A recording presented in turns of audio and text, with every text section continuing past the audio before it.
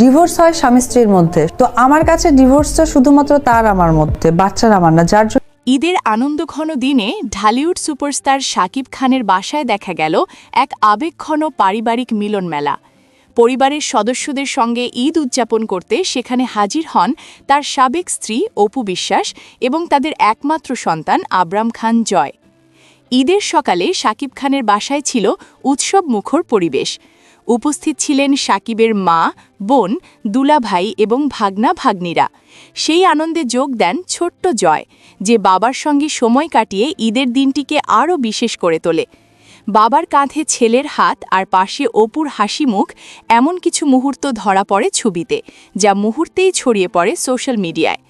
Viral হওয়া সেই ছবিগুলোতে দেখা যায় শাকিব খানের পরিবারের সঙ্গে অপু বিশ্বাসের আন্তরিক সম্পর্ক। দীর্ঘদিন পর তাদের একসাথে এমন পারিবারিক মুহূর্ত দেখে ভক্তদের মাঝে তৈরি হয়েছে উচ্ছ্বাস।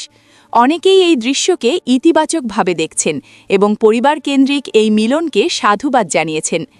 ঈদকে ঘিরে এক সাক্ষাৎকারে অপু বিশ্বাস বলেন, তিনি এবার বিশেষভাবে দিনটি উদযাপন করতে চান। তার ভাষায়, আমার স্বামী শাকিব খানের সঙ্গে এবার স্পেশাল রান্না করব এবং আবরাম খান জয়কে নিয়ে সুন্দর একটি দিন কাটাবো ইনশাল্লাহ।